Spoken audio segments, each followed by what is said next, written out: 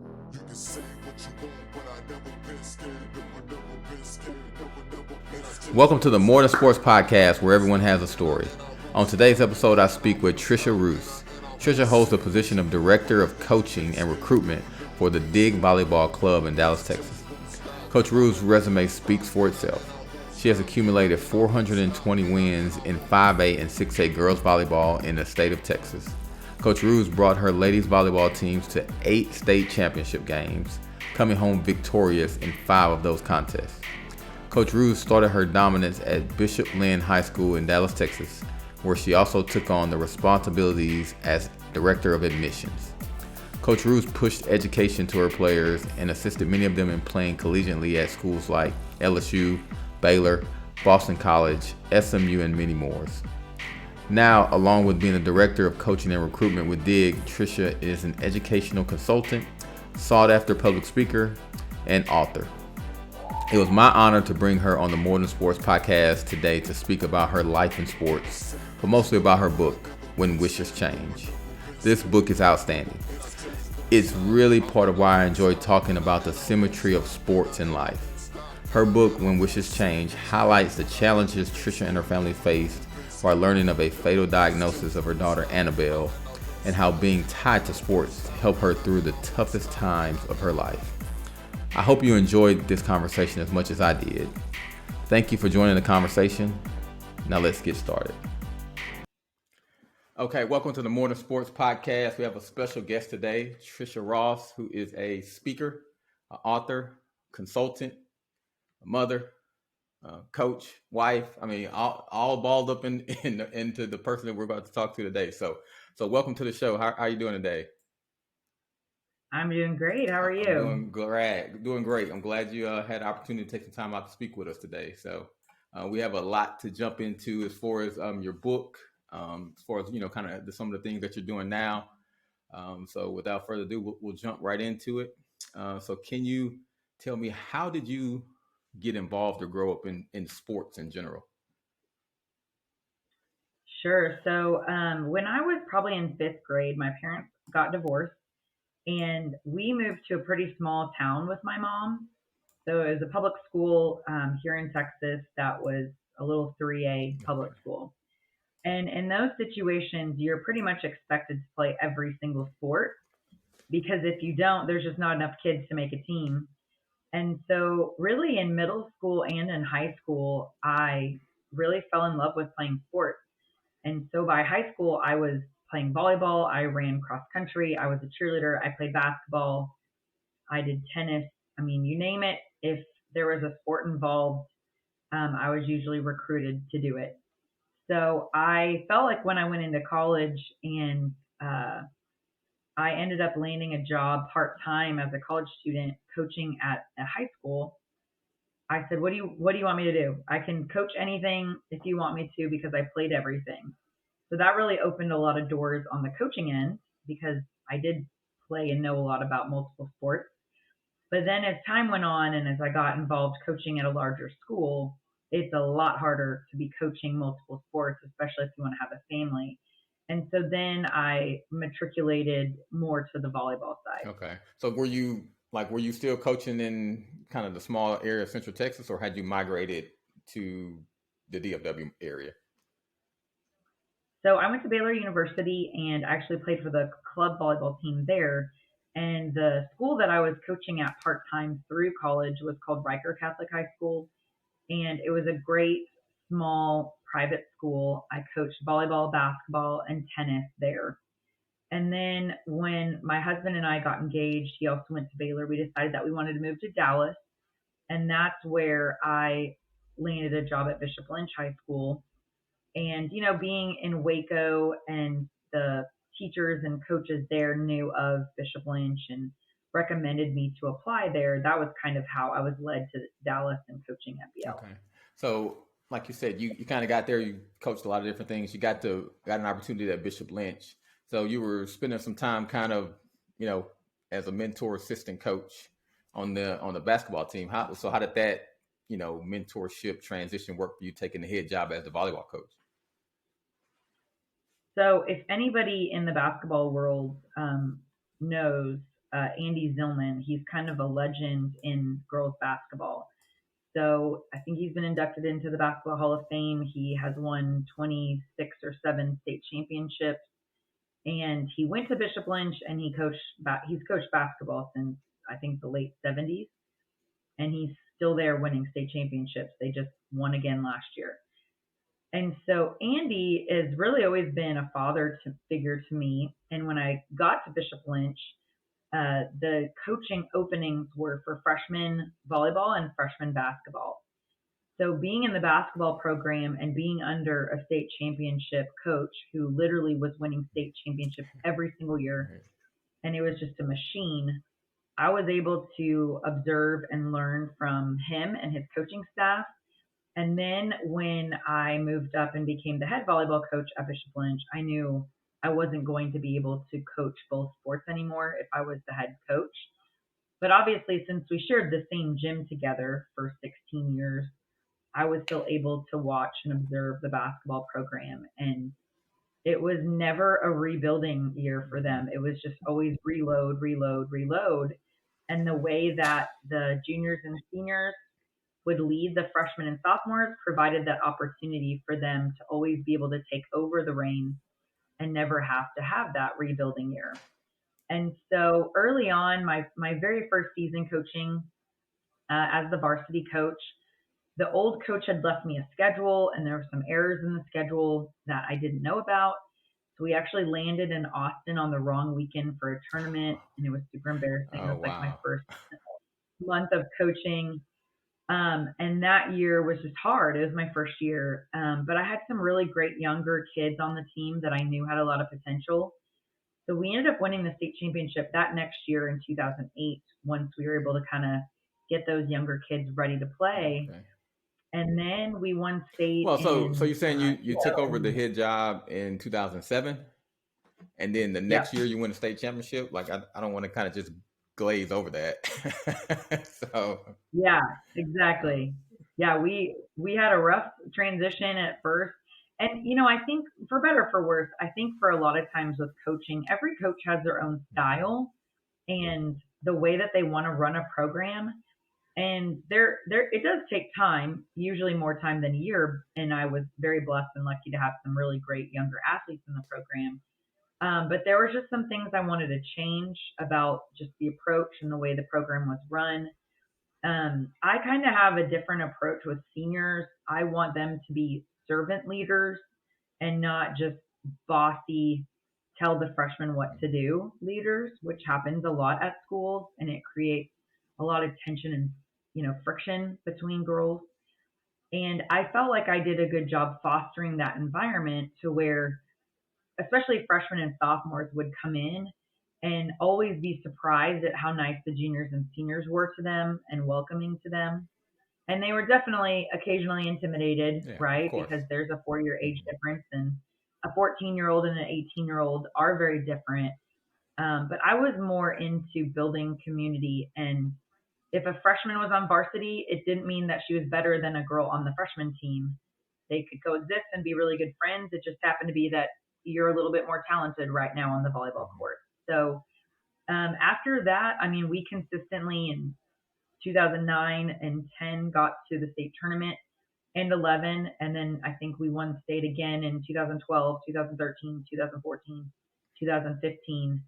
And we're always making it, you know, really far in the playoffs, in the state finals or the state semifinals. So you mentioned, so like you said, you won a state championship in your second year. 4 years later, you go on a 4-year run for 4 state championships. So can you speak to that? Like, how do you consistently get the absolute most out of your players for 4 years straight? Because, you know, that's really from year to year, you have a different team. But, you know, that year in 2012, you have a totally different team. Maybe no players was on that 2012 team that was on that 2015 team. So how did you consistently, you know, drive your players to demand the most out of them for 4 years in a row to win 4 state championships? That's very rarely ever heard of. So probably around 2011, I was coaching club and I had an athlete who all of a sudden just went from struggling with her passing to confident, consistent. She played so much better in like a 2-week span. And I remember asking her dad, hey, what's going on? Like something has changed in her confidence and her mindset. And so her dad said, oh, I made her start reading this book. It's called The Mind Gym. And as soon as I heard about that book, I immediately ordered it. I love reading books about sports psychology. And in those years, and I continued it, even after 2015, I used that book and chapters in that book. They're very short little 3 to 5 pages chapters in a short little book. And we would kind of do that popcorn reading where we would like group read a chapter together. But I started really emphasizing the mind game and how much importance I stressed on the mental training of the game. Because a lot of times you can have an extremely talented team, but when the pressure's on, they crumble because they don't know what to do in those situations. And they don't have the right positive mindset. They're telling themselves negative things. Their blood pressure is going up. Their heartbeat is just racing and they can't control their adrenaline. And especially in a game like volleyball where it just goes up and down and up and down, you have to just calm down and focus on one point at a time and not worry about the outcome when you're still in the first or second set. I mean, just work in the moment you're in right now and be able to shake off mistakes and not let it bother you. So in particular in those years, we really stressed that. And also I think with athletes, you just can't get status quo. And so we would celebrate the victories, but then we were like, all right, tomorrow's a new day. We have to start over. We haven't played this next opponent yet. We still have to prepare in practices for that opponent and for what we must do against them to win. And just keeping them focused on the bigger picture and not just going overboard on a huge Tuesday night victory when you got another game 2 days later on Thursday that's just as important. So I think that Mind Gym book and just the mental game and focusing on it was a huge game changer. And I've used it on myself. I mean, I used those principles on myself when I was pregnant with my daughter, all my kids actually, because that's a really hard thing. I've used it on myself in like different stressful circumstances I've been in my life. And so a lot of the principles of sports and coaching translate really perfectly into your real life. So could you maybe speak to one or two of the things in the Mind Gym, like tangible things that you were using with the athletes? Because I know you were saying like, hey, well, just kind of tell them to calm down. But like, how did you, what in the book that you instituted like with the players, like tangibly that you helped them to calm down in those stressful moments? Yeah, so there's really 2 things that come to mind. One is having self-awareness about your breathing and your heart rate and your adrenaline.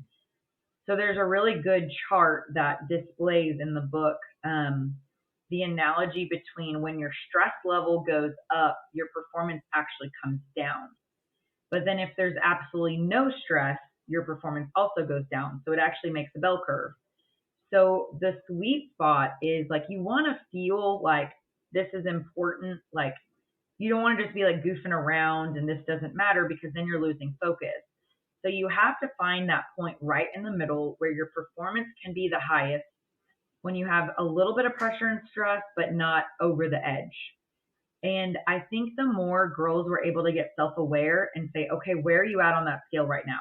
And they're like stress level is a 9. Okay, well, we need to get you back to a 5 and start breathing. I mean, a lot of times in a timeout, it shouldn't be about, okay, we need to do this, this, and this. It's like, okay, guys, how about we just breathe for a minute? Remember that this is just a volleyball game. We're in a gym. There's a lot worse things going on in the world. This is not the end of the world if we lose or win. And that last set that we just bombed, it's over. Like, we're back at 0-0. Be cool. And sometimes it was a joke. Sometimes, whatever it was to relax them. They had to be self-aware about that. And the second thing I really believe in is visualization and really stressing with the girls the importance the night before, or we always had a quiet time before the match where they would go up in the locker room and just turn the lights off and like lay down and quiet. And what they were supposed to be doing is visualizing themselves at their best moments, their best passes and sets and serves and hits, and feel good and confident about their abilities. but you also have to put yourself in really difficult situations. Like, what if the game's on the line and I'm rotating back to serve? How am I going to take a deep breath and focus on the task at hand instead of freaking out, you know? And so I think everybody kind of knew the situations that they could get in based on their position that could be stressful. And they would also have to visualize those moments. And when we got ready for the state tournament, we would actually, as a team, gather and do that thing where we turn the lights off, and I would narrate the entire match that would happen the day after. So I would go through scenarios where we would win the first set, and then how do you refocus and get 0-0 and not get overconfident, or you lose the first set, how do we get back to being focused and ready to win? And that was amazing, because so many times we would sit there in the state championship game and we'd all look at each other and go, this was in the mind gym. You know, we're up 7-3 and, you know, Maddie's serving. We literally played out that same point in the mind gym. In the book, it actually talks about Nolan Ryan when he was pitching for the Rangers, and that he would go through the entire batting lineup the night before and visualize what pitch he would do in every single situation, so that when he got there on game day, it's like he had done it before. It's similar to Cool Runnings in the movie, where the Olympic bobsledders, you know, they would sit there in the bathtub and, you know, imagine the turn. And, you know, research will show you that the Olympic athletes especially do a lot of visualization training. The skiers, the basketball players will imagine shooting free throws. And there's a lot of studies that show if you like practice, you know, X percentage of the time and do mental training X percentage of the time, it's the perfect formula for being your best. And so a lot of coaches just think practice, practice, practice, get back on the court. That's the only way we're going to get better. But if you're not giving their bodies rest and you're making them stressed out and you're not putting any focus on the mental training, I don't think that's the way to be the best performer in any sport. Mm-hmm. Yeah, and that's huge. And I think, you know, one of my obviously favorite coaches of all time is Phil Jackson, and I think he was one of the first coaches to kind of bring in the meditation, the Zen, the incense, and things of that nature. And, you know, the results speak for themselves. So Absolutely, it's definitely more of a mental game than a physical game. So as a coach, so what are your feedback on all of like the analytics that are coming into athletics now? Like they're doing a lot of tracking on how you're supposed to position certain players in certain scenarios. You know how tall a player needs to be to play a certain position. Like it doesn't necessarily measure will or hard work or things of that nature, but they have specific statistics on where they're supposed to position certain players. So I'm a little curious on what's your feedback now as it relates to sports and analytics. Well, you know, to some extent, you can definitely say numbers don't lie. And I know as a coach, sometimes there's your intuition and you're just feeling in your gut. And especially when you get to know athletes really well, like a very personal level, I could look into somebody's eyes and know like the passion is there. And no matter what, this kid's on fire. So I remember we were in the state championship game in 2012 and we were in the fifth set. So you play 3 out of 5 and the fifth set only goes to 15 points. And we were losing 12-9.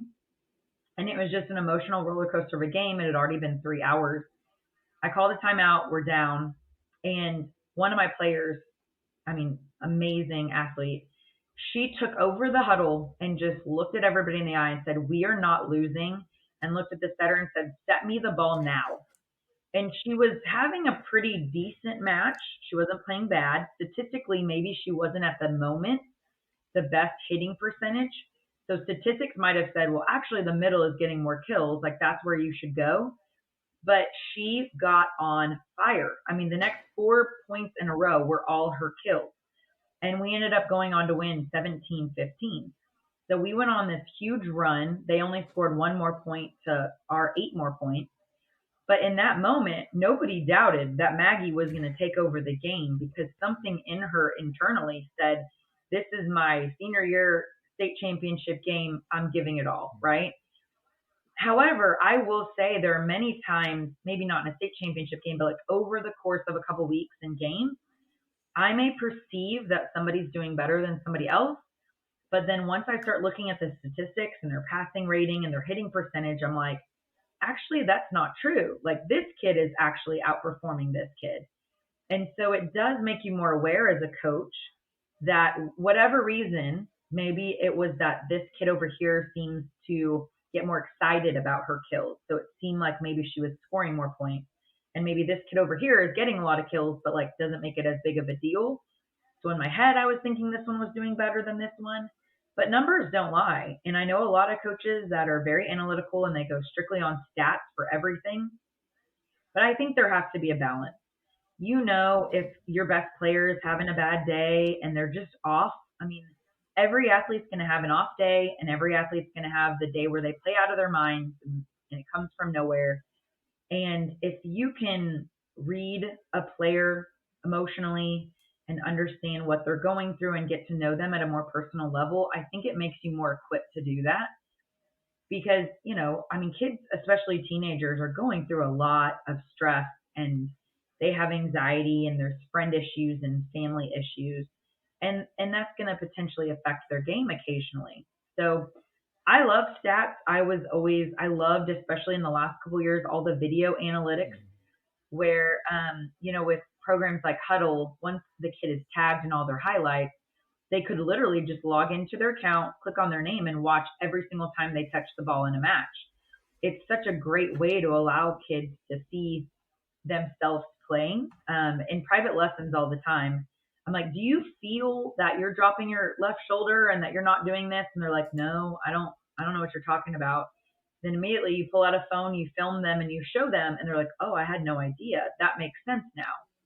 And so there's a lot of capability of video and statistics and analytics, but you have got to know your athletes well enough to know who they are and what kind of day they're having and who you can trust in different situations. Right. Absolutely. Yeah, I agree. I think it's a little bit of a mix of both. I think some coaches are heavy on one or the other, but I think to your point, to be a really good coach, you got to know your players and know what situations to put them in. And like I said, you may know that you could put a player in a situation and they may be, for whatever reason that day, stinking it up, and you got to get them out of there.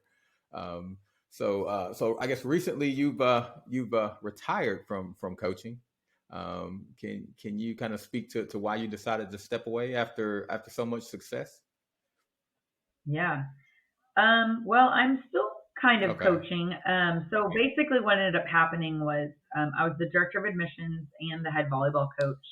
But in the midst of it, I was writing a book and I was about to publish the book and I had some opportunities come up for public speaking. And there's just some things leadership wise at work that I didn't agree with and wasn't crazy about. And I wasn't as passionate as I was before. And I felt like I could make a much more tremendous impact in the world with my book and my messaging and my speaking. And also I'm getting to spend more time with my kids. So I've always been a super motivated person. I work really hard and I work a lot.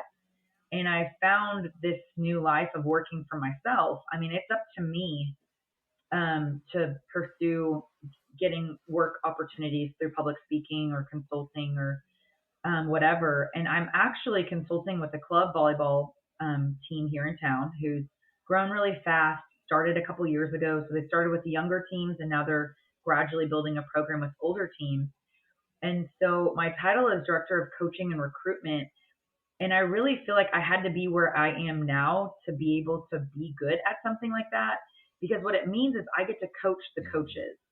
And so when you have 20 years of experience, you have seen it all. I have seen all kinds of teams and I've run a million camps. I've worked with all the way from second and third graders to 12th graders and college kids. And a lot of coaches, they're so eager and excited about coaching in their 20s, but they still need a mentor. And I know when I was a young coach, I had my coaching mentors that I had to go to for certain situations and be like, what in the world do I do now? And now I feel like I'm in a really great position to be that for others. So I schedule a lot of one-on-one calls for coaching calls. I'm developing all the curriculum so that we're universally teaching things the same way. And then about 2 to 3 days a week, I do private lessons. And so that's the part that really fills my bucket, where I get to still work with kids. And now that I started in probably May or June, it's a lot of the same kids. So I'm watching them improve. I'm watching them grow in their confidence. I watch them, make their school teams because of that confidence and training. And then I'm continuing to work with them at that level. But I can't not coach. And so, of course, I'm the YMCA coach for my daughter's fifth grade soccer team. I've already volunteered myself to coach the basketball team. For years, I've helped with my son's basketball team as well and his baseball team. So I just really love working with athletes and meeting them where they are and telling them, you can do it. It's going to be okay. So if it's a new beginner that's just trying to get a serve over the net and that's their big win, to a kid that's a junior or senior really wanting to play in college and pushing them harder in practice because I know the type of goals that they have and what it takes to get there. I just love being in that role. So I think I will always coach in some capacity. And just in the season of life, I'm not coaching a high school team. I may later down the road. I may not. I'll just kind of have to see where that goes. Okay. Awesome. Absolutely. So I guess the person who's taken the job after you left, Shay Jenkins, did you have a conversation with Shay as it relates to leaving, or you just, how did that transition take place? Yeah, so Shay's been my assistant for a couple of years. He coaches locally at a club. And, the good thing in that situation was the fact that because he knew the program that I had built, he had a really protective way of saying, hey, Tricia, you've been here, you've taken over for the last 16 years. You've built this up. I don't want to screw it up. I'm going to keep it going. And it was great for me to know that the program was in good hands. Actually, as the season was starting, he proposed to the JV coach, who I coached when she was 14 and brought her on the coaching staff. And so, it was kind of fun, too, to know that I had helped introduce a little love connection, and now they're engaged. But, BL, the volleyball program, was my family. Those were my people. I still keep in touch weekly or more than that with parents, with athletes. There's a ton of girls that I text and keep in touch with, as well as the parents, because you do really get close to those parents because you see them all around. You're playing 40 or 50 matches together for 4 years with those people. And because I really believed that I was an important person in their child's life, I took that role really seriously. And so it was quite often I had teenagers in my office soliciting advice for their lives or just venting on their issues and problems. And I took that role really seriously. And I continue to want to be that, there's been athletes from this season that have contacted me and asked questions or sought out advice for things. And I'm happy to still provide that to them because they were a huge part of who I was for a really long time. Awesome. Okay. Yeah. And it's tough to make that separation. Once you're coach, you're always coach. No matter if you're 14 or 45, you're always going to be coach. So that's always a cool thing about athletics in general. Okay, so let's jump into the book. So when wishes change, obviously it's a book that you wrote that kind of outlines the situation that you went through with your daughter. So could you explain to us how did you get the name of the book, or where did that come from? So one day at lunch with my editor, we were talking, and the way my editor worked was she really wanted to know who I was at the core. So as she was editing my writing, it could still sound like me. And a lot of my close friends, as they've read the book, the best feedback you can get is that they say it feels like I was sitting there having a conversation with you. It sounded just like you. And granted, it is my writing. I wrote the book, but having an editor that has a different style or doesn't say things like you could be very challenging. And so my editor, Nancy, and I we met weekly. I was taking off work to meet with her for huge time blocks to talk, to learn, to edit, and to get this book finished. And I must have said the phrase "when wishes change" in the middle of a conversation, and she just stopped me and said, I think we just found your book title. I'm like, I don't know, what are you talking about? Okay. And she said, you just said a phrase that hit me. You said when wishes change. I honestly didn't remember saying it, but I feel like even though the book is about a journey I had with a baby that I was pregnant with that I would find out would likely die, there was so much more to it. I think all of us can relate to the fact that you wish something so desperately, right? So it could be an athlete that really wants to make the team and then they get cut. And it could be an adult that loses their job or decides they want to go down another path, or you suddenly lose a parent. All of us have had tragedies and wishes change. And it's really about, what do you do now? How do you bounce back from that loss? And how do you stay open to the opportunities that will be in front of you? And for me, I was writing this book and focusing so much attention and energy into it. And I had come up with that book title, When Wishes Change. And all of a sudden, out of nowhere, there was a lot of uncertainty in my mind about my job and what I was doing in the world, and if that was where I needed to be at the time. And, now I can say, yeah, I mean, God wanted to push me in a new direction and make a different kind of impact through public speaking and through sharing the book and the message of hope and through tragedy. And, for me, the coaching part and what I learned as a coach really, I hope comes across in the book, because I ask my girls, my high school girls, every day to give it their all and to never give up and to try their best. If they tried their best and put everything out there, even a loss doesn't hurt as bad, because you just know, you know what, that team was amazing. I played my heart out. We lost, but man, that was great. It was a lot of fun. But there's that feeling when you don't put it all out there, and then you're left with the what if. Like, well, what if I would have tried harder? I would have cheered more for my teammates. I would have been more encouraging. We might have had a shot. And so if I was sitting there preaching that on the court, but then in my own personal life, I decide to give up on my daughter and not do my best to, make myself in a good place through the pregnancy and through her birth, I felt like that would be sort of two-faced. And so I decided, like, I know the doctor said this baby will probably die. I was advised to get an abortion. I just said, no, I'm preaching a message that says work your best, and even in a loss, it's going to be okay. And we did lose our daughter. She died at 6 days old, and a lot of people would call that a loss, but in a way it was a win, because we got to meet her, we got to hold her, we got to introduce her to our family. We took the very best care that we possibly could. I mean, I don't think I slept more than 2 or 3 hours in her entire life, 150 hours. And I did everything I could to just hold her and provide for her in a situation that she was going to die. She had a 2-chamber heart. There was no chance at heart surgery or doing anything to really sustain her life. Right. But I gave it my all, and I'm okay with that. I knew that it was going to be a difficult journey, but I chose to take it. And I don't have any regrets about that. And we still were pregnant 6 months later with another baby, and my son still has a sibling, one in heaven and one on earth.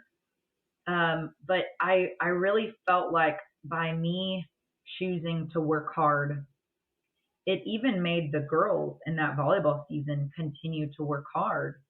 And, that year we won the state championship, and the girls dedicated it to Annabelle and in her honor, which was really humbling. But it felt easy, like going through districts and seeing a bunch of athletes play for a higher purpose and for something bigger than themselves. It takes out being selfish. It takes out being self-centered. It makes a team actually be a team. And that's really hard to find with a bunch of athletes, to find, that mold where everybody is in it for each other instead of themselves. Right. And you mentioned earlier, as it relates to your daughter, Annabelle, having a 2-chamber heart, but she's also diagnosed with trisomy 18. Could you kind of outline what that is for those who may not know? Yeah, absolutely. So most people are familiar with trisomy 21, which is Down syndrome. That's kind of more common. And trisomy 18 is a little bit less common. And usually it's like Down syndrome, but it involves typically more heart and brain conditions, delays and holes in the heart. And like I said with her, she only had a 2-chamber heart. If you look at a lot of literature, they consider it incompatible with life, but that's really not true. I think that that's just an easy way to recommend terminating the pregnancy. And a lot of people do because they don't think that the baby has a chance at life.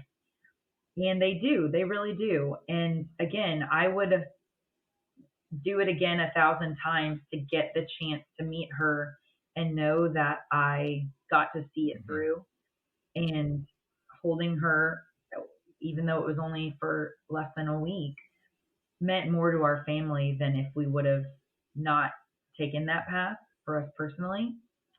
But yeah, there are kids out there that can survive and live. They're just severely disabled. Right. Well, and you mentioned like making the decision not to terminate. Like, was that just a decision that you and your husband came with together, or was it just like as soon as you heard about it, you knew off the initial diagnosis, you knew that there was no option you were going to terminate? How did you come across that decision? The first thing that came to my mind when this specialist that we went to advised us to terminate the pregnancy, and again, my first pregnancy was healthy baby, so this was all new ground to me. I thought, well, are you saying that because my health is at risk? So I worried that, because again, I knew nothing about this condition. I thought that perhaps it would mean you're recommending this because I might die or it may affect me as the mother.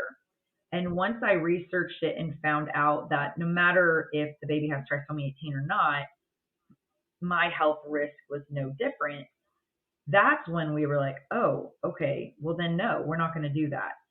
And it's rare in pregnancy, I guess, that the mother's health is at risk,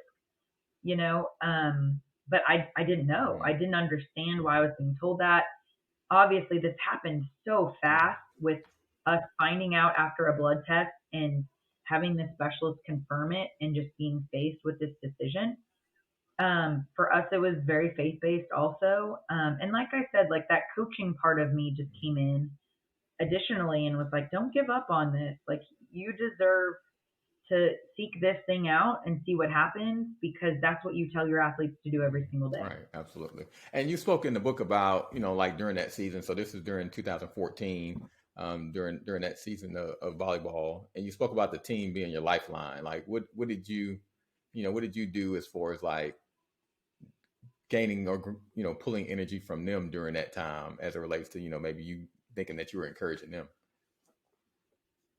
So the diagnosis with the trisomy 18 was on July 15th, and the official start date of volleyball season in the state of Texas is August 1st. And then I had Annabelle on December 29th.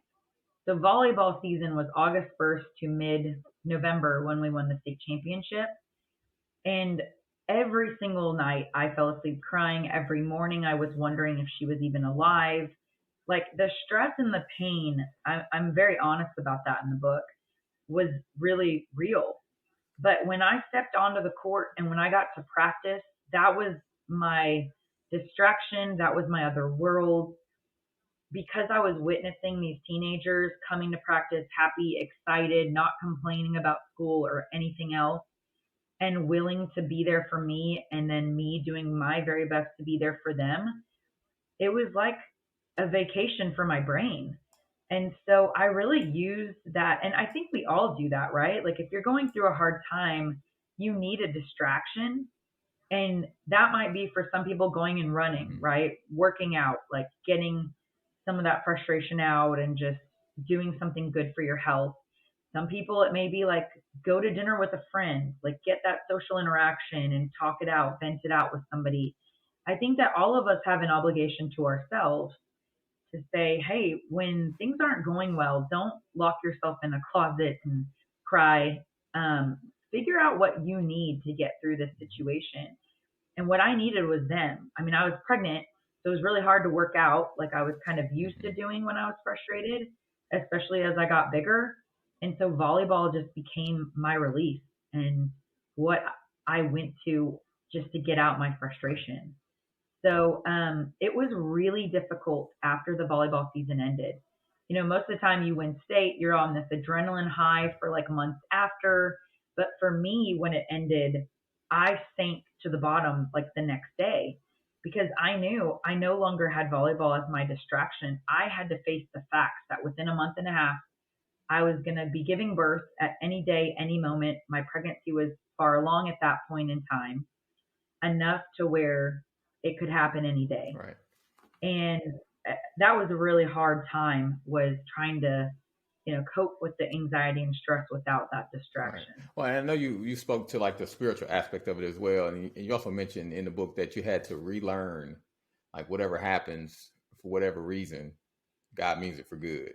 Like, and I know you were at a Catholic school as well. Like, you speak to like maybe being in that presence, man, around other faith-based people, and then kind of having to relearn the principles of God as you go through this. Like, how did that all come about during this process? Yeah, I really feel like the fact that I could talk about my faith with my athletes and at school was a huge blessing, as well as my community group at my church. Every Sunday in our Sunday school class, we have a really tight knit group that knew what we were going through, and they were extremely helpful and supportive for us during that time. So pretty much 7 days out of the week, we had people praying for us, talking to us about what we were going through, and just being faith-based was really helpful to be in a situation like that. But again, I still remained very vulnerable in the book because I think it's not fair to say, well, just have faith and you'll be fine, because it's not that easy. I still was very stressed and anxious and worried, but I needed constant reminders, and God constantly reminded me that it would be okay and that He was good. And some of those reminders were right in my face and in front of me, to where I could not deny that was like the Lord speaking to me. And then sometimes it wasn't. But I think all of us need that constant reminder daily, because life is hard. And whether you're going through a tragedy like I went or something else, it's kind of still the same principle. Like, you have to figure out, with the situation you're in, for me anyway, how does God mean this for good? And it's really difficult to see that when you're in it, in the storm. It seems like everything's bad. But then after you get out of the storm and it's just drizzling a little bit, and then the sun comes back out again, that's why I think I'm in a place now, 6 years later, to actually see all the good that has come out of my pregnancy with Annabelle and her 6 days of life, and being able to put it on paper and being able to find myself in a much healthier place to speak about it than a couple years ago. So, and I do want to ask, so why did you feel like it was important to like come out and tell your team about, the situation with your pregnancy? Because I know some people, they may not have said anything. Some people, to your point, like you did, came out and been, extremely transparent about it. Like, why did you move in the direction of being upfront and transparent with your team about, about the possible issues with your pregnancy? Well, I think pregnancy is very physical, right? So, as your stomach is growing, like if you had cancer, for example, unless you're doing chemo or radiation, your hair is falling out, you could easily hide that with people. But with a pregnancy, you just can't hide it. And I'd already had another child before, so my stomach was growing at a pretty fast rate. And so I think for me, because I knew it was physical, and you just, oh, you're so cute, you're pregnant, do you know the baby's name? Do you know the baby's gender? And I think for me, to avoid awkward conversations, to avoid me crying all the time in front of people, telling the story over and over and over, I just wanted to rip the Band-Aid off. I just wanted to put it out there and say, hey, here's the deal. This baby may die at any moment, and we know that, and this is going to be an incredibly difficult journey. And also, I also think like asking for prayers and asking for people to be there for you is really important than hiding it, because I can't imagine being isolated and alone and hiding a secret like that with just me and my husband or my family, and not allowing friends and other people to come in and help us was helpful. But the other thing is, in volleyball, you travel and you play a million opponents, right? So everywhere you go, there's new parents, there's new athletes and other coaches that notice you're pregnant. So I wanted everybody on my schedule that year. I emailed every coach, hey, here's the deal. it's okay if you ask me about the baby, but I'm just letting you know this is my situation. Because especially before a match, I don't want to have to retell that story when I'm supposed to be focused on Right. coaching. And then in my job as director of admissions, I worked with like 1,000 families every year with new kids, new parents. And then the next year it was all new people. So I just happened to be in an industry where I was meeting new people all the time. And I think I was just so scared of having to retell the same story over and over. Right. No, totally understandable. And a quote you have in the book, you said that time divides into days and nights, so you can manage life in manageable portions, or put life into manageable portions. Like how did you kind of put life into manageable portions so that you could handle it throughout this process? Yeah, that actually came from the book Jesus Calling, about how that's why like God made night and day so that we have time to rest and refuel ourselves, and that we're not just going and going and going. And in the book, I kind of outline it as like taking the pregnancy for what it was, and kind of like a day or weeks at a time. And then during her life, it was literally a minute at a time. It was like, if we can just make it to the next hour or the next 30 minutes after an apnea episode, I'll be happy. And then the afterward is the part 3 is more like long periods of time. What happens to grief after 6 years, and how does it change, and how does it change you as a person? So I think this is a principle even now. I'm trying to do better at time blocking, to where I say, all right, starting at this time to this time, I am only focusing on this, and I'm dedicating all of my energy on it, instead of, oh, there's another email. Oh, here's this, here's that. Oh, I got to go fold laundry. I mean, it's too difficult if you try to do everything at once, and if you try to be everything to everyone all the time. And it's also exhausting. I mean, your brain never turns off, and then you get sick, you burn out, you're not completely present to your family and to your friends because you're burning out. And I'm the worst at this. I mean, I'm preaching to myself right now, but I know that about me. And I know most nights I'm sitting on my computer working 10, 11 o'clock at night, and then I'm back on it at 7 a.m. But I'm trying to balance better, and not to get so overwhelmed and anxious about all the things that have to get done, just taking it one step at a time. And also you kind of spoke to, like, during that season, as you're kind of waiting until Annabelle's birthday, you chose not to kind of put together a birth plan. Like, you kind of compartmentalized it. You were focused completely on the season. And then, after the season, you were going to take time to kind of put that plan together. Like, why did you decide to compartmentalize the season, versus kind of Annabelle's birth plan? I think with grieving, you have to get through certain stages. And I was in a really weird situation. I started the grieving process while she was still alive, because I knew she would likely die. That was pretty much a given. And in the grieving process, there's a big stage of denial.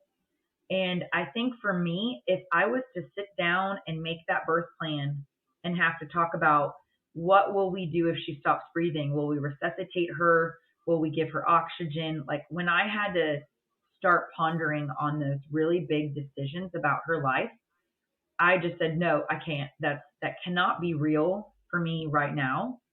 And I think that was me living in denial and saying, oh, but I have volleyball season going on. That's the now. That's what I need to be doing right now. And the pregnancy is still going on. I don't have to worry about that until later.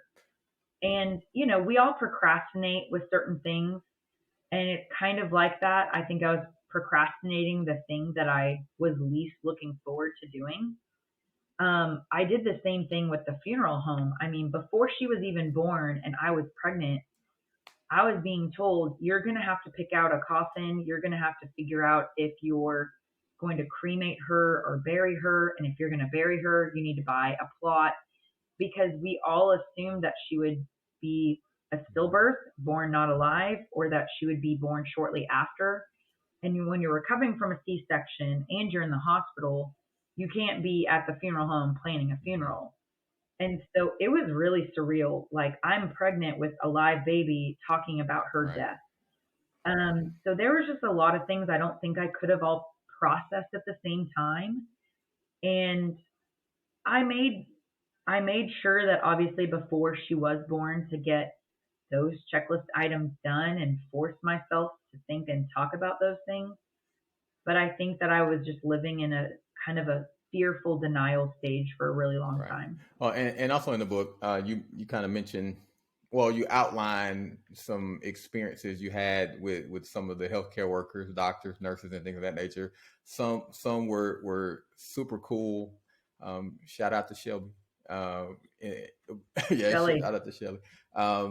But then some were obviously totally out of crazy. Super rude, super not understanding. So like what it from those two kind of varying degrees of experiences in the healthcare field, like what is your thought process of the healthcare field in general? Well, there's a couple of things. I mean, first of all, I remember the doctor that kind of was young and looked at me and said, I just want to tell you that my medical background and training taught me that this child isn't supposed to live. So thank you for teaching us a new lesson. And so to some extent, you can say, well, when you're trained in a specific field and you're being told these types of babies are incompatible with life, don't provide them, oxygen or feeding tubes or whatever because they're just going to die anyway. I mean, that's what you're taught. So that's what you think. And, we did push and we wanted whatever we could do to keep her as comfortable as possible, whatever that meant. We weren't doing anything to put her on life support. We would never, no doctor would have approved a heart surgery because she was only 3 pounds and you can't just build chambers in a heart with a 3-pound baby. So we weren't asking for anything crazy or unrealistic. But even some of those comfort care measures, I almost feel like maybe there was a scarlet letter on her where they said, oh, but she has trisomy 18, so we shouldn't risk that or we shouldn't do that. I have had the opportunity to talk to a lot of those nurses and the person in the NICU that I worked with, and I believe they've made a lot of big changes with their care because they had told me that Annabelle was the first live trisomy 18 birth that any of the doctors and nurses that I was working with had delivered at the time. And since then, I know many live trisomy 18 births have occurred at Baylor Hospital in downtown Dallas. So, I'm hoping, especially with the medical world, I'm trying to get speaking engagements at nursing schools and medical schools to just say, hey, as a patient and with a daughter with this condition, I just really want to share my experience so that you know the what ifs and what could happen, no matter what your book says. Like, no matter what your medical journal says about this condition, I'm telling you that these babies can live and they're living all over the world. It's just hard to find them, right? Because it's rare. And I'm in all the trisomy 18 Facebook groups in those communities. And it's really amazing to see how many babies are surviving and thriving that otherwise wouldn't have gotten a chance. Right. Well, and I think you spoke to that. There's not a lot of communication first and foremost, communication of information. And to your point, trying to get the word out there because, a lot of, mothers, they're terrified and they're really just strictly going off the word of the doctor. So if that doctor, to your point earlier, has been taught, based on, their years of medical school, that if this happens, the best scenario is to communicate to the mother to terminate the birth.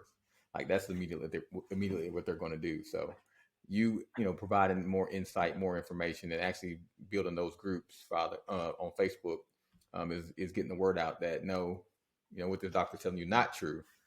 There are live trisomy 18 babies out here living life, and you have another option.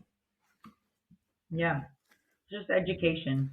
So, do you think, like, as far as before you were pregnant, how would you say you were a coach before you were pregnant as it relates to after? Did your coaching style change at all before and after? I mean, afterwards.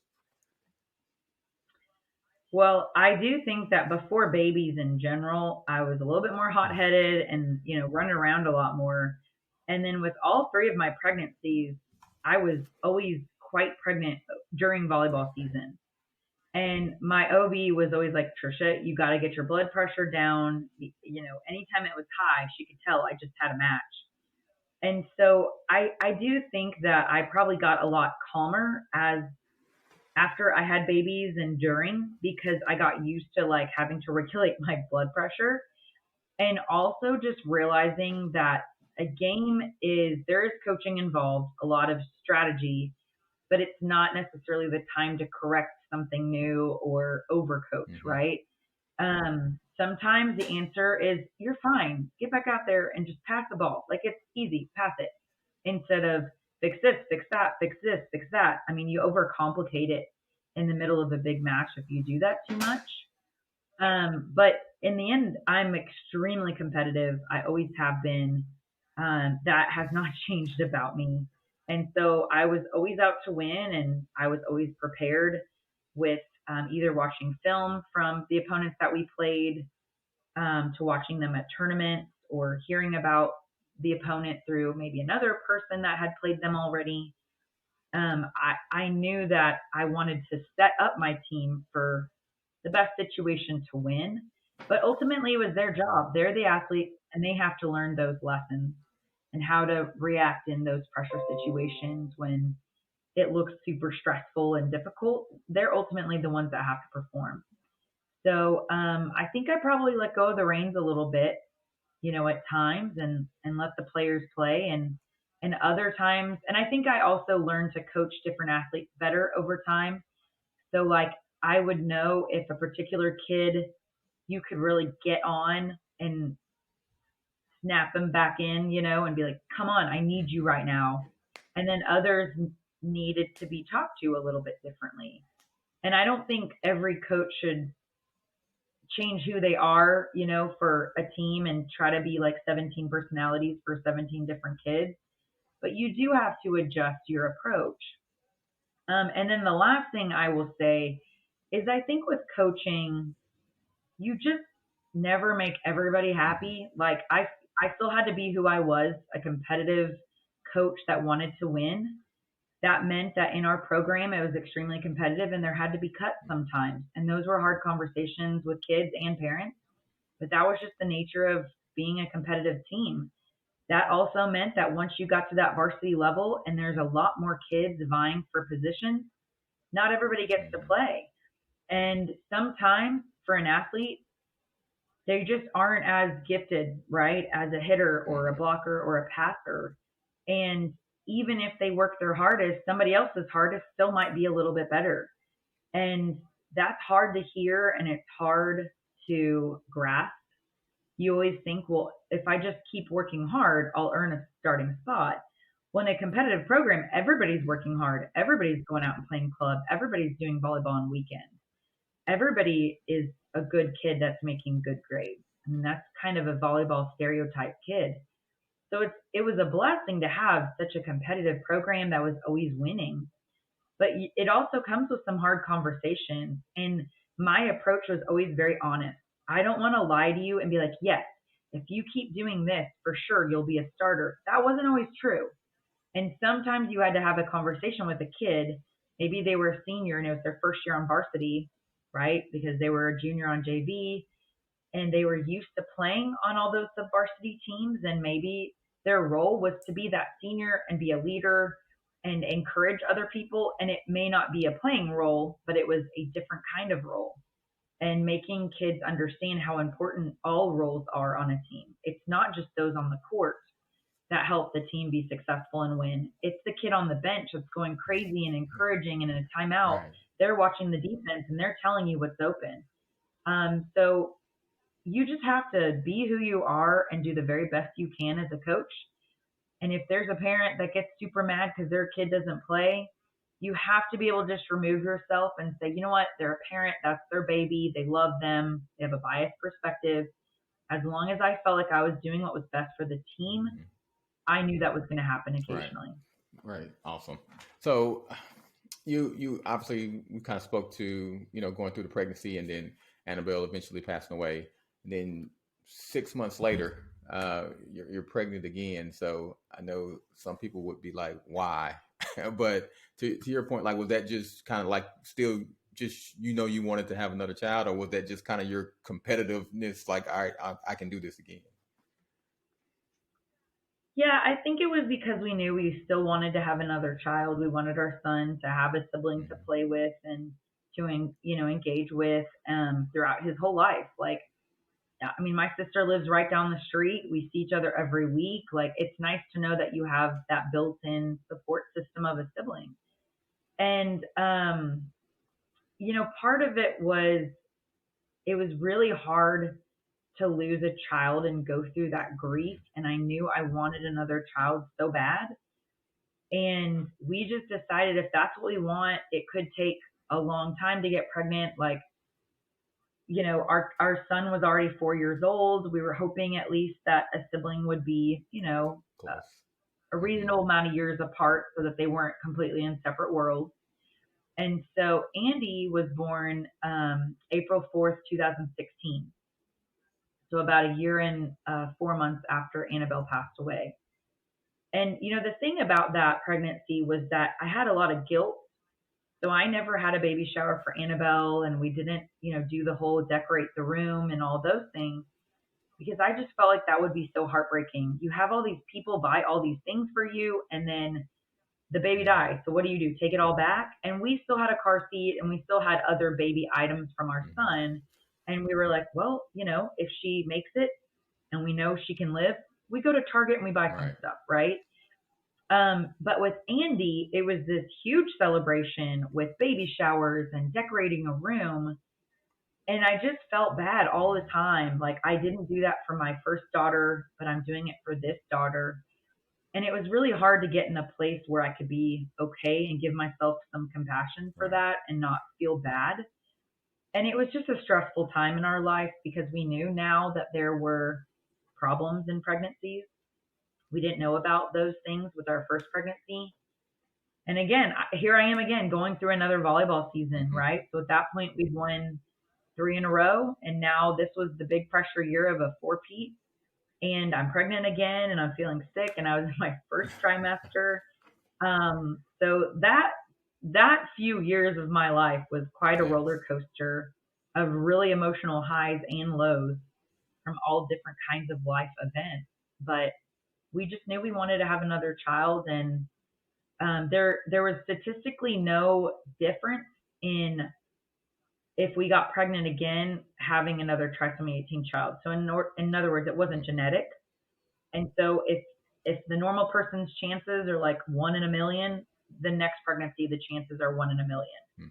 So we felt good knowing that there was not a higher risk for having another pregnancy like that. Okay. And you spoke a lot in the book about like grief having no shortcuts. Like, can you kind of speak to that, and maybe to the point like you outlined in the book that you were able to eventually talk about Annabelle without breaking down and crying about it? Yeah, we want a fast fix for everything these days, and you want instant gratification. And I know that after the funeral in the C-section, right, it all happened so quickly. I went back to work about 2 to 3 weeks afterwards. So I basically gave up 2 months of maternity leave to go back to work. And I think a part of that for me was just I needed to be busy and distracted. It was much like how I was in that volleyball season. Like, I needed other things occupying my mind. It was really painful to be home alone without a baby, right? My son was at school and my husband was at work. So I just needed to get back into my busyness. However, by taking that approach, and it wasn't necessarily the work thing. I think I probably would have done that no matter what, but I did not go to therapy. I did not seek professional help at the time. And again, I don't know why. I should have, but I didn't. And about 2 years ago, it really caught up with both my husband and I. I don't know, for whatever reason, we had a bit of a relapse with our grief and sorrow and depression and anxiety. And I think it's just because we never fully allowed ourselves to grieve. We never sought out professional help. And the other thing that was hard was because it was 4 years later, it was really hard to tell people about it because they're like, well, in my mind, I'm like, well, they're just going to think I should be over that. It's been 4 years. So why is she still on that? Like, you got another kid, your life has moved on. So my boss at the time was one of the only people I talked to about it. I had started having some panic attacks, and it was just really heavy on us. Mm-hmm. But I felt weird talking to people about me experiencing those grief related issues with it being so far after her death. And again, hindsight's 2020, so I wish I wouldn't have done that. I wish I wouldn't have been as maybe secretive. I wish I would have been more open. I wish I would have maybe taken some time off at that time to figure out what in the world was going on with me. And I didn't. So I really think that, with tragedies and events happening and the stresses of our lives, seeking professional help and somebody that can talk to you at where you're at and explain to you, some coping mechanisms is really important. And I've noticed with athletes, teenagers these days with social media and all the pressure that they have, I think a lot of parents overlook the fact that their child might need to go to therapy. Yes. And it may be that they're prone to anxiety and depression, and sometimes that comes out pretty fiercely with sports because you are emotionally high and low 10 times in a given week because of all the matches and things you play. So I would really recommend that to anybody that's struggling with any situation that they're having, or if you notice it in your child that plays sports or is acting different. Right. Absolutely. You also speak about seeking community.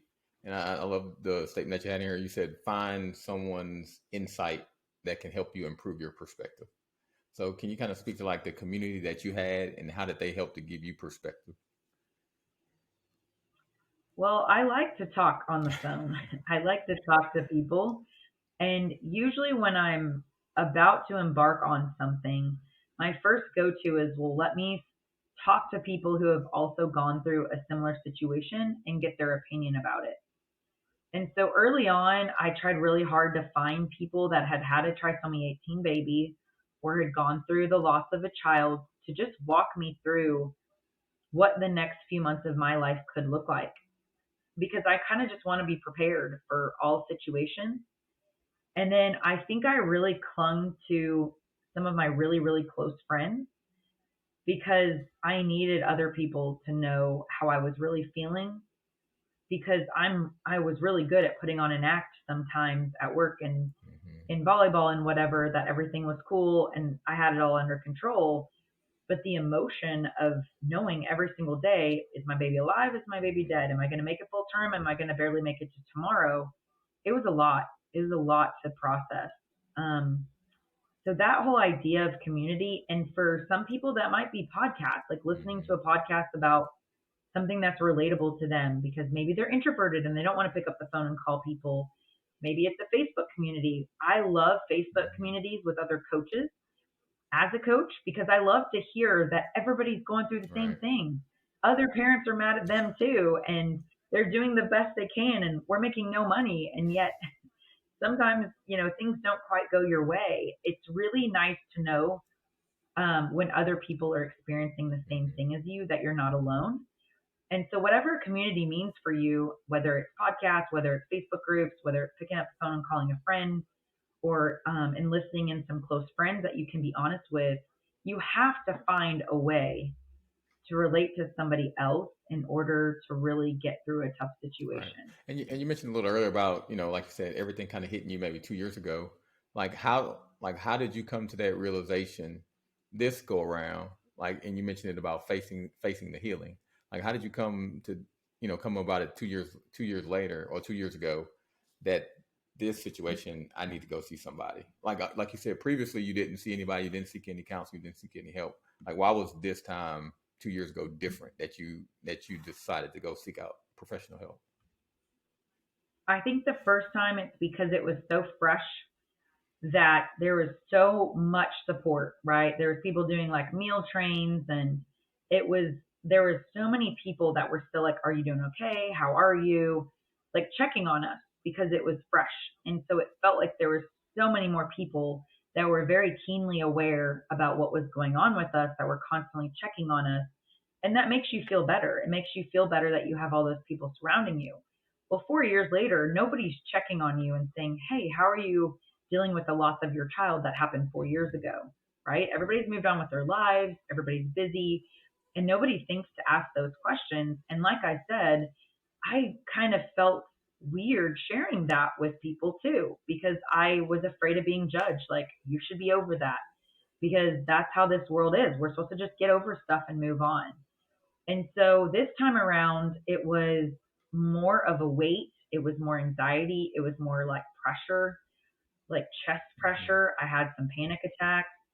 There was more attached to this grief than I had experienced the time before, right when it happened. That just didn't feel right, and I knew that like I couldn't solve it on my own. Okay. And what would you consider as you went through the therapy, as you went through different processes? Like you talk about, going forward, like what would your definition be of eventually moving forward? Not to, necessarily say that it's gone or it's over. And I think you had a really good parable in your book that it relates to, the four guys that brought their men through the roof of the house to see Jesus, and he laid on a mat. Jesus ended up healing them. He actually rolled his mat up and brought it with him. So the thing that he was laying on, he actually rolled up and brought with him. Not that he left it. That thing that he was lying on that defined his illness, he didn't leave it behind. It still was with him. So he still carried that with him. So I just thought that was a really good correlation as it relates to kind of moving on through this process, that it's not over. Like, you'll always have it, but there's a way that you can deal with it. You can grow with it, and you can take it with you moving forward and use it as a testimony. Yeah. So the point for me happened when I started writing the book and I started getting some speaking engagements, and all of a sudden I could stand up in front of people and I felt like I could grab them by the hand and pull them over the mountain that they were facing. Before, I was the one that needed to reach up and grab somebody and have them pull me over because I was needing the help. I was the one that was helpless and needed people to tell me what to do and how to move on. And now I feel like I've arrived at a place where I feel like I can reflect on it. And like I said, I can talk about my story and what I've been through and not cry about it. And I can be okay. And then I can use that story to help other people. Last night I spoke at the University of Dallas, and I spoke there about 4 years ago to a student group. And I remember thinking I was ready to tell this story about my daughter and our experience. And I remember in front of this huge group just crying uncontrollably, and I couldn't get it together. And then it's like silent and it's awkward. And I'm like, wow, I'm not ready for this. I'm not in a place where I can talk and share an experience and help others because I still need help. And so I hadn't really thought about speaking in public about it since then, until I started writing, until I was able to put the story on paper and use that as healing, and until I went to counseling. And last night, appearing on the same campus, speaking in front of a bunch of students, I can confidently talk about where God has taken me and where I am now, and not have to cry about it and not have to be a mess at the podium like I was a couple years earlier. And what was so fascinating is afterwards, I'm signing my autograph in books and talking to kids. And, one girl's mom is battling cancer, and she's like, can you help me understand how I can find faith in this circumstance? And another kid's aunt just had multiple miscarriages and just found out she's pregnant with another baby. How can I help my aunt when she's already now scared that something may happen to this baby? And the conversations that came out of that talk, that spun out of that, and me getting to talk to college kids and say, hey, I know what that's like, and I want to be able to offer you some advice or some thoughts of what you can do and how you can encourage your mom and how you can encourage your aunt. I just didn't have that capability a few years ago. I wasn't there yet. And so it's just like, you arrive in a new place, and you can look back at the last 6 years and be like, well, why didn't you write the book earlier? Why weren't you speaking about this earlier? Why weren't you an advocate earlier? Because I couldn't. I just couldn't. I was raising another child, an infant, a newborn. I was grieving. I had a relapse. I mean, I was the one constantly needing the help and not being the one to help. Absolutely. Okay. Wow. So, and through all this, like, could you name maybe one or two underlining or outlining things that you want to get out there as far as this message with the book? Yeah, absolutely. So I think, again, the title is When Wishes Change, and that concept comes out of finding hope in change. And when something in your life changes that did not go as you planned it or that you wish for, how do you face that and get through it and get to the other side? And so I think it makes a great Christmas gift. I think it makes a great gift for somebody that you know is going through a hard time. And I think it's a great just self-reflection in a book that can help you personally. And then, I've really been working hard on my social media because I think that in this world, it's inevitable that we're all going to be on it, right? We're not going to just delete all of our accounts. Right. But I started finding out about myself that I was following a lot of friends and celebrities, and I wasn't getting anything out of it. It wasn't a positive experience. You experience the FOMO and you're not good enough so often. And so when I started following more social media accounts that were inspirational, motivational, biblical quotes, or just like happier Mm-hmm. things, I started seeing value in social media, so that my little times during the day where I just open up the app and scroll a little bit were a lot more positive influences on my life. And so my Facebook and my social media and TikTok is at When Wishes Change.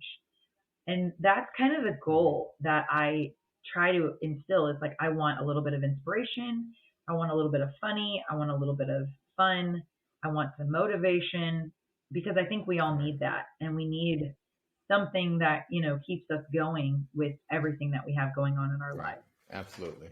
And again, could you let everybody know again where they can find the book, where they can get the book? I would highly advise everybody to get it, no matter what stage or area of life you're in.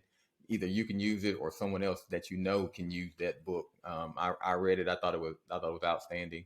It's a tearjerker, so be prepared. A little bit, be a little be bit. prepared. But now, where else can they find you? I know you mentioned Facebook, TikTok, things of that nature. But where else can they find you? Can they find the book? Yeah, the book's on Okay. Amazon, which is probably the easiest place because we can all just throw it in a cart and buy it. It's also on Barnes and Noble, so you can kind of search for the book itself and find it other places. And then I have a website, whenwisheschange.com.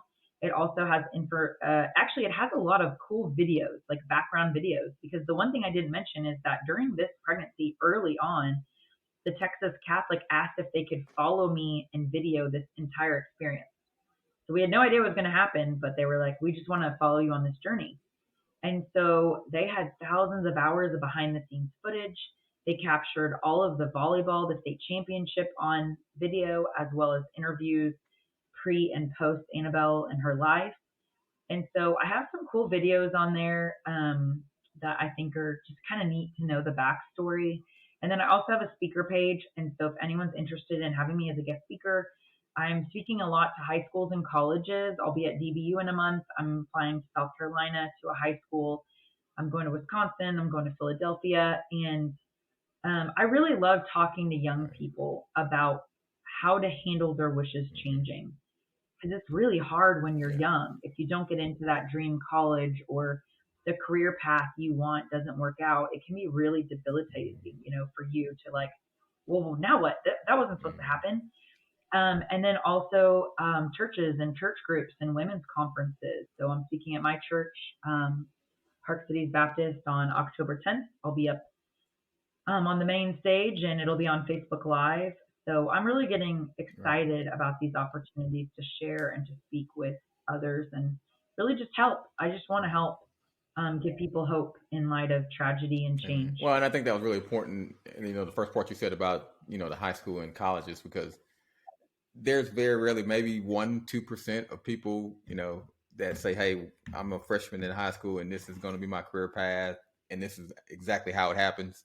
So there are going to be several pivots from Yeah. 14 to 25. There'll probably be 20 pivots in there, and we need all the help we can get as far as how to manage those shifts and those changes. Instead of just Yep. letting life blow us one way or the other, and not necessarily having a purpose or a plan on how to address it Yeah. emotionally, and then to figure it out tangibly as well. So I think that's super important. Well, and I will continue to say, dream big. With my kids, you can be whoever you want, you can do whatever you want. I want my children and other people that I coach, like, yes, you can make that team. We're going to work as hard as we can to get you in a position to be successful. But then on the opposite end, you also have to train your children and train people to say, however, if you gave it your all and you still don't make the team, or you don't get what you want, you have to be able, like, take your time to be sad, reflect, whatever, but like jump back on that horse and like, what's your next wish? What's your next dream? And start pursuing the next thing. Because again, if you get lost in your sorrow and your grief and you're like, well, my life's over, that's what I thought I was going to do. And now I didn't get that job. So game over. And it can't be that way. And with teen suicide being so high and depression and anxiety, I think it's the most important message that we can teach our children and young people is to try their best and work hard, but also if it doesn't work out, how to help them cope with that and help them pivot to the next opportunity. Right. Well, and you also kind of speak to that in the book. So like I said, everybody get the book. It's a lot of nuggets in there. And you mentioned just, so much social media out there with kids, but it's also created an increased level of isolation. So, kids being, having 1,000 friends on Facebook, but, doesn't mean anything. Yeah. Doesn't mean anything. Absolutely. So to that point, just having people like yourself, hopefully they have, a guardian of parents and things that are in their life that can speak to how to deal with certain situations is what we need today. And we don't have enough of it, but I appreciate you getting out there and getting the word out, getting in front of the young people. I think that's critical, getting in front of the young people to share that message. So we thank you for spending some time with us today. We appreciate your story, appreciate your message, appreciate you champion out there to get your story out there and to continue to speak life into everybody. So thank you for your time. We appreciate it. Thank you for having me. Thank you for listening to the More Than Sports podcast. Please like, subscribe, and set your notifications so you can be up to date on new content. Also, if you have a story you'd like to share, please reach out to us at mystory@morethansportspodcast.com.